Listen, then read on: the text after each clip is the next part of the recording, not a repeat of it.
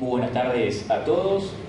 En primer lugar, quisiera hacer un fuerte y un especial agradecimiento a todas las instituciones que hicieron que este evento, lejos de ser un sueño, sea una realidad y se haya podido concretar este año.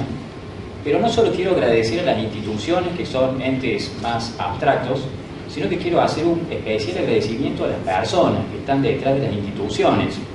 Por lo pronto, a mi querido amigo Robert Marcial González, con quien hemos intercambiado correos electrónicos desde febrero de este año, simplemente para venir un par de días y compartir con ustedes algunas reflexiones y poder aprender entre todos temas que seguramente tenemos en común y nos apasionan, como son los relativos al derecho procesal.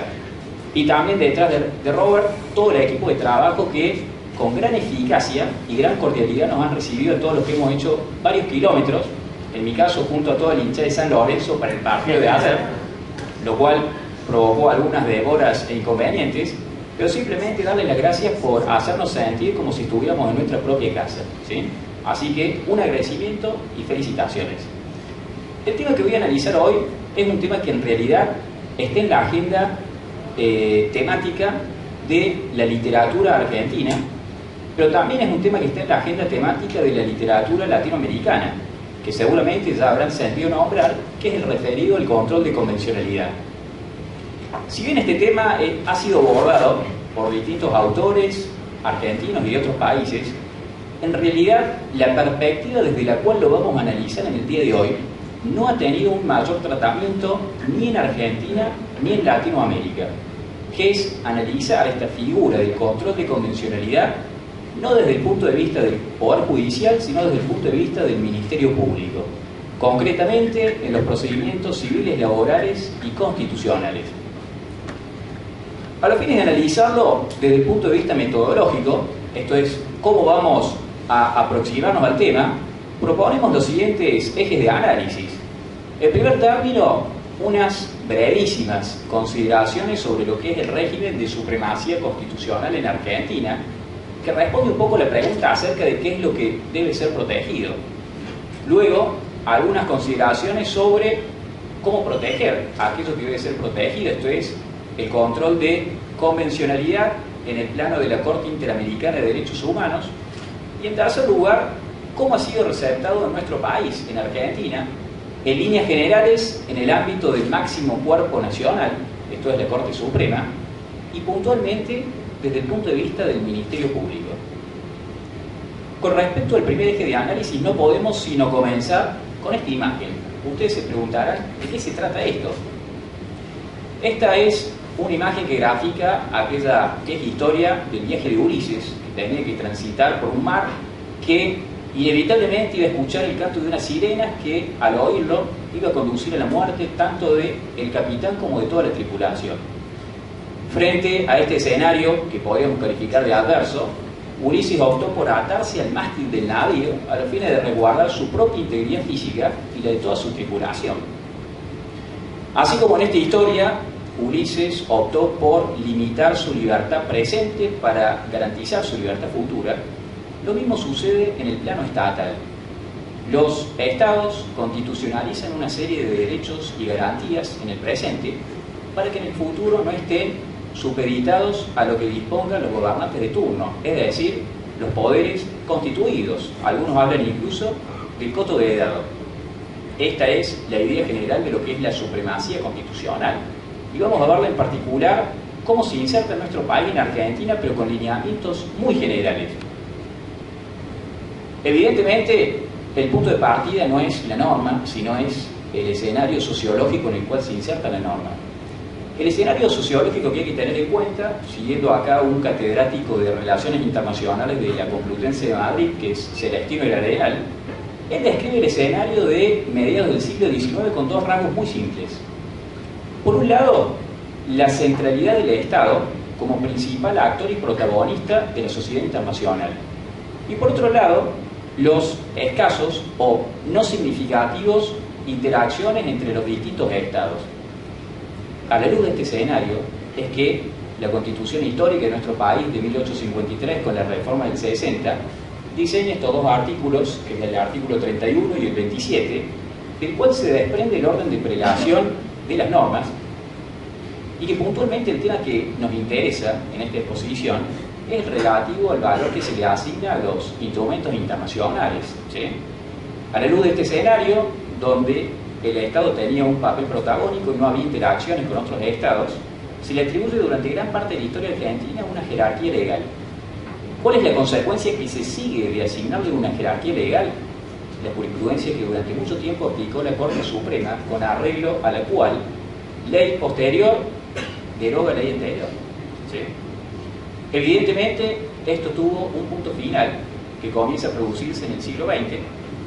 Particularmente hay un caso que produce un antes y un después en la historia jurisprudencial argentina. No es sino el caso Enmejian contra Sofovich, un caso que, según algunos, es la primera acción de clase en Argentina, promovido luego de que una persona formulara aclaraciones o comentarios agraviantes para con la Virgen María, y un profesor de Derecho Constitucional solicitó el derecho de réplica invocando el artículo 14.1 del Pacto de San José, que, si bien estaba en el pacto, no había sido reglamentado por una ley del Congreso. ¿Era operativo directamente o era una cláusula programática? Este tema llega a la Corte Suprema y, a principios de la década del 90, la Corte Suprema utiliza como argumento central un punto que es clave para entender el tema, que es el artículo 27 de la Convención de Viena sobre el Derecho de los Tratados, en virtud del cual, sobre pretexto de invocar una norma de derecho interno, no se puede incumplir una norma de derecho internacional. ¿Cuál es la moraleja o el corolario que surge de este caso? Que los instrumentos internacionales que tenían jerarquía legal pasan a tener jerarquía supralegal, con lo cual deja de aplicarse ese principio pretoriano de que ley posterior deroga ley anterior, porque se ubican en un escalón jerárquicamente superior. El último plano al cual me voy a referir es el de 1994, con ocasión de la reforma constitucional de nuestro país, que, si ustedes observan con detenimiento, van a ver de que no se reformó ni el artículo 31 ni el artículo 27. ¿Cuál es el motivo de esto? No era un tema habilitado por la reforma del 94 el régimen de prelación de las normas. Ese es el motivo por el cual se modifica implícitamente o lateralmente en el artículo 75, que en realidad hace referencia a las atribuciones del Congreso de la Nación. De la lectura del artículo 75 surgen dos grandes lineamientos. Un lineamiento que es verdaderamente significativo y de importancia superlativa, que es conferirle jerarquía no legal, no supralegal, sino constitucional a una serie de instrumentos internacionales de derechos humanos, enumeración que no es número clausus, sino que es susceptible de ser ampliada en el futuro. Y por otro lado, los restantes instrumentos internacionales mantienen el lineamiento de la Corte Suprema de Enmejian contra Sofovich de tener una jerarquía supralegal. Hay un tema conflictivo sobre si es exactamente el mismo valor de la Constitución, pero lo vamos a dejar de lado porque no es el objetivo de la supremacía constitucional. Simplemente, de este primer eje que me había propuesto, las reflexiones que me interesa que a ustedes le queden. En primer término, la supremacía constitucional en Argentina ha tenido mutaciones que son significativas y son relevantes. Actualmente, más que hablar de una pirámide kelseniana en cuyo vértice superior esté la Constitución, la figura geométrica que es pertinente aplicar más que la pirámide es el trapecio jurídico, donde en la parte superior comparten el espacio tanto la Constitución como los instrumentos internacionales de derechos humanos, hablando de la doctrina argentina, siguiendo la nomenclatura de la doctrina francesa de la década del 70, más que de constitución, de bloque de constitucionalidad. ¿Sí? ¿Y cuál es el desafío que le presenta a los operadores jurídicos, pensando por ahí en la parte del auditorio más joven? Y en realidad el desafío que plantea este cambio en la supremacía constitucional es el análisis, la interpretación y la solución de los casos judiciales, no de manera fragmentada o segmentada del derecho, sino aplicar todo el derecho en su totalidad.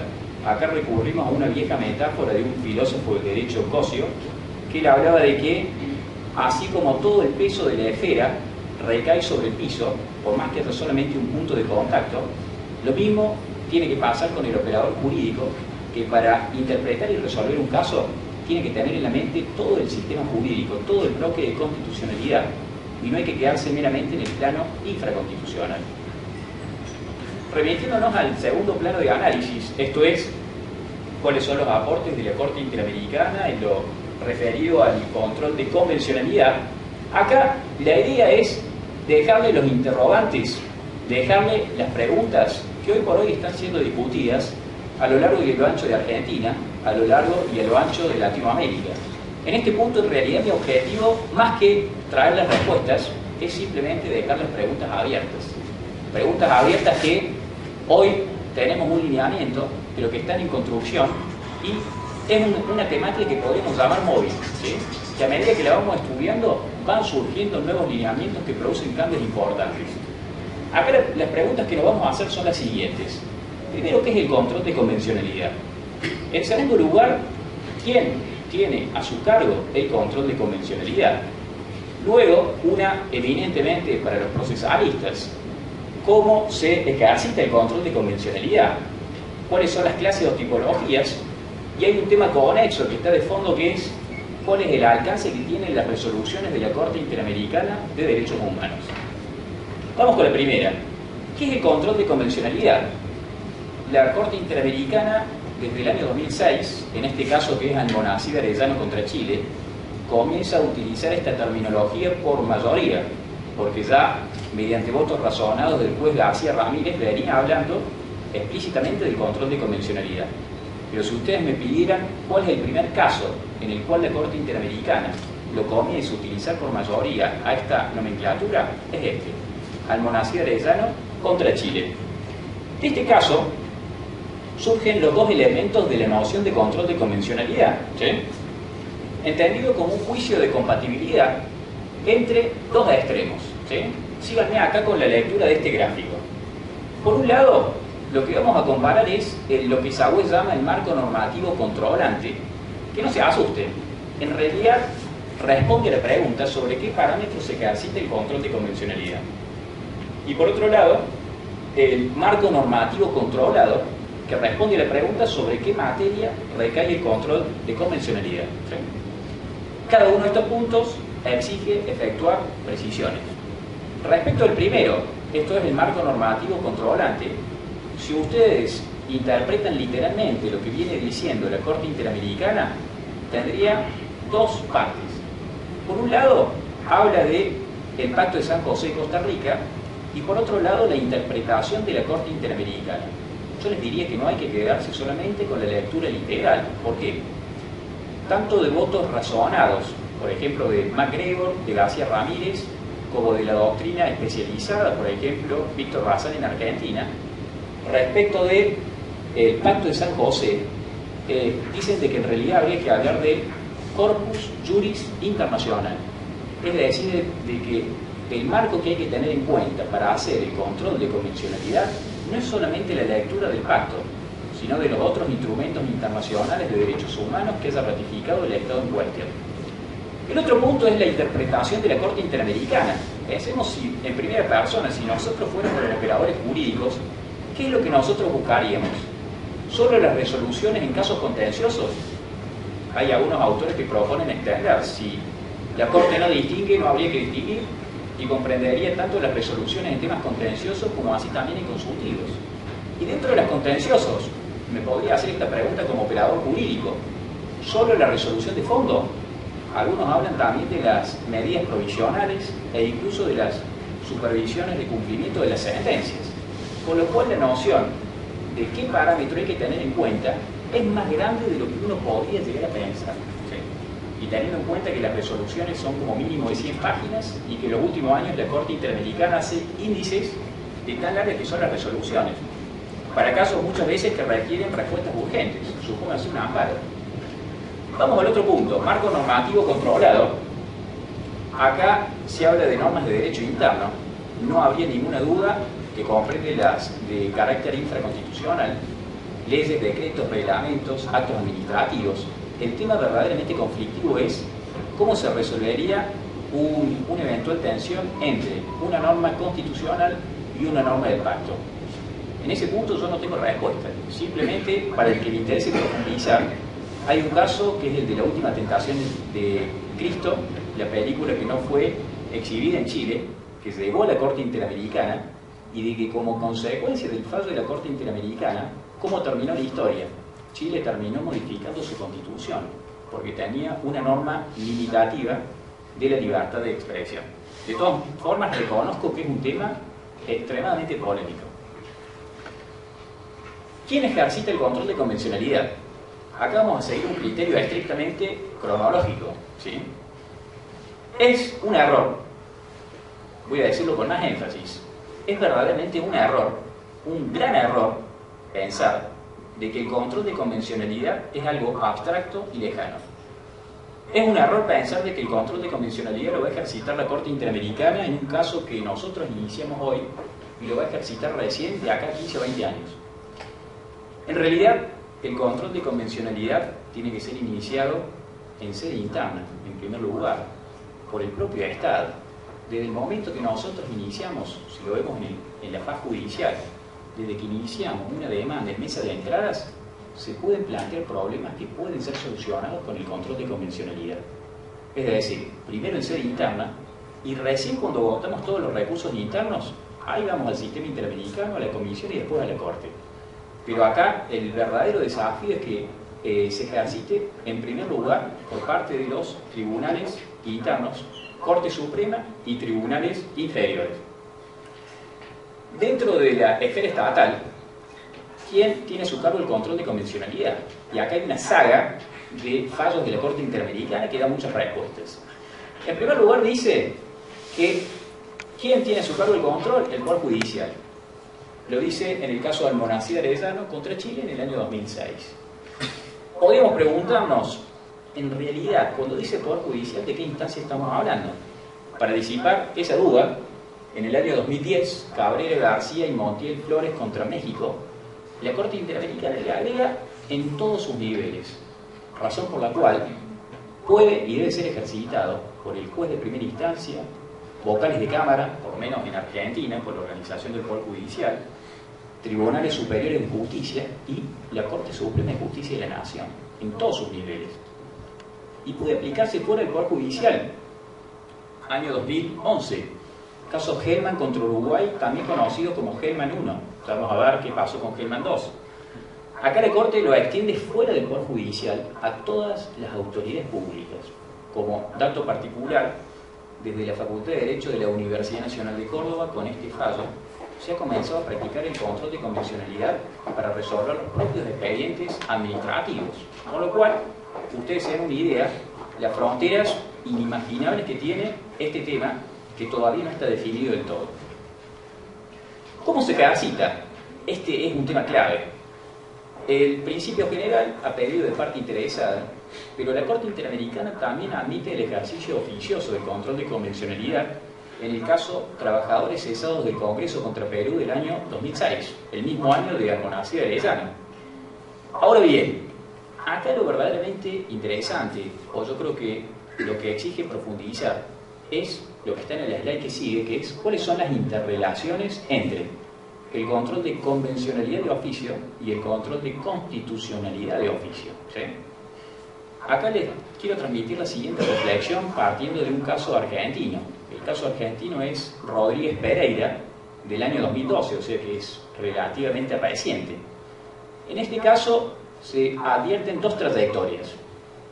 Una primera trayectoria por la cual admitir el control de convencionalidad de oficio te lleva a fortalecer el argumento a favor del control de constitucionalidad de oficio. El razonamiento de la Corte lo podemos denominar de coherencia. ¿Por qué? Es incoherente admitir el control de convencionalidad de oficio y negar el control de constitucionalidad de oficio. Pero de la lectura de esta resolución se advierte una trayectoria que no fue del todo profundizada, que no hace tanto a las fortalezas o potenciaciones del control de constitucionalidad, sino por el contrario, a las limitaciones, ¿sí? Lo que dice la Corte Suprema Argentina es que cuando la Corte Interamericana habla de que tiene que ser ejercido dentro de su competencia y respetando los presupuestos de admisibilidad y procedencia de las acciones, significa en Argentina que subsiste el requisito del caso judicial. Es decir, que el control de constitucionalidad en Argentina sigue siendo en concreto y no en abstracto. Al ser en concreto y en el marco de una causa judicial, presupone lógicamente la existencia de una parte con un perjuicio, ¿sí? Y acá surge una limitación que hemos llamado el argumento de la visibilidad. Esta es una regla que hace la Corte que dice que cuanto más ostensible, cuanto más patente, cuanto más manifiesta sea la repugnancia de la norma con la Constitución, mayores serán las probabilidades de que los tribunales ejerciten oficiosamente el control. Y viceversa. Y viceversa, ¿sí? Este tema todavía da para hablar. El otro punto que me interesa transmitirle es las facetas o tipologías del control de convencionalidad. Habitualmente uno piensa en la primera, que es la que Saboe llama muy gráficamente el control de convencionalidad destructivo. En realidad no es lo que ustedes imaginan. El control de convencionalidad destructivo hace referencia al juicio de validez, si una norma es válida o inválida, para lo cual presupone comparar una norma con otra norma. Mientras que el control de convencionalidad constructivo presupone que ustedes tienen solamente una norma y hay discusiones sobre cuál es la interpretación que mejor se adecua a la convención y al corpus juris internacional, ¿sí? Que está fijado justamente en este caso, que es Radiza Pacheco contra Estados mexicanos. Seguimos. Vamos con el que sigue. Uno de los temas del momento. El alcance de las resoluciones de la Corte Interamericana. Esto no surge de un fallo de fondo, sino que surge de una supervisión de cumplimiento de sentencia por parte de la Corte Interamericana, que es el caso Hellman II. En este caso, la Corte Interamericana dice algo que en principio no genera cuestionamientos, pero dice algo que genera bastantes preguntas en la doctrina. Lo que no genera cuestionamientos es la primera parte. Cuando un Estado es parte en un proceso internacional, la resolución genera cosa juzgada, res judicata, el valor vinculante se extiende, no solo para la parte resolutiva, sino también para la parte considerativa. Lo que sí genera muchas dudas e inconvenientes, y es objeto de investigaciones en distintos lugares, es qué pasa cuando un Estado no es parte del caso concreto. ¿Se le extienden los efectos del fallo? En esta resolución la Corte Interamericana habla de una eficacia indirecta. Si ustedes quieren profundizar el tema, el voto razonado de MacGregor habla de no res judicata, sino res interpretata, cosa interpretada. Aunque él reconoce la posibilidad de un margen interpretativo nacional que permite el apartamiento de ese criterio, aunque no para debilitar la norma, sino para fortalecerla o potenciarla. Estos serían los interrogantes en torno al control de convencionalidad, y para ir cerrando porque no queda mucho tiempo, el tercer eje de análisis que me había propuesto era qué pasó en Argentina. Acá simplemente voy a decir algunas cuestiones centrales, ¿sí? La Corte Suprema Argentina admitió los lineamientos que hemos visto hasta ahora, por lo menos en los casos medulares, como es Almonacid de Arellano, el control de oficio en el caso Videla. Uno de los temas que se está investigando en Argentina es el último caso del año pasado, Carranza-Latrubese, que es el caso en el cual la Corte reconoce el valor jurídico obligatorio de las recomendaciones de la Comisión Interamericana de Derechos Humanos. Tema que exigirá profundizar el análisis. Y el último punto que me tocaba analizar era concretamente la relación con el Ministerio Público. Vamos más para adelante. Nos saltemos la parte del control de constitucionalidad y vamos en la que sigue. Del control de convencionalidad. En el caso Hellman I, la Corte Interamericana lo extiende a todas las autoridades públicas. El Ministerio Público es una autoridad pública, luego el silogismo te lleva a la conclusión lógica y necesaria de que actualmente el Ministerio Público tiene la facultad y el deber de ejercitar el control de convencionalidad. En el trabajo y en la exposición solamente lo había delimitado al ámbito civil, laboral y constitucional. Exigirá profundizarlo el día de mañana en ámbitos principalmente penales. Yo simplemente lo analizaba desde lo que Niceto Alcalá Zamora y Castillo denominaba la función dictaminante del Ministerio Público, ¿sí? Tanto para cuestiones vinculadas con la validez, como así también vinculadas con la interpretación. Hay muchísimos casos que daría para hablar, pero por cuestiones de tiempo no me voy a extender. Las reflexiones que puedo hacer a modo de conclusiones, para cerrar. En primer término, se ha producido una modificación importante en la supremacía constitucional en Argentina. En segundo lugar, esto trae aparejado amplificar los mecanismos de control. En tercer lugar, dentro del control de convencionalidad, a la luz del caso Hellman 1 contra Uruguay, es posible predicar el vínculo hasta hoy inexplorado, que es la relación entre el control de convencionalidad y Ministerio Público, por lo pronto, en la función dictaminante, tanto para responder si una norma es válida o inválida, como así también su interpretación. Bueno, eso es todo. Muchas gracias.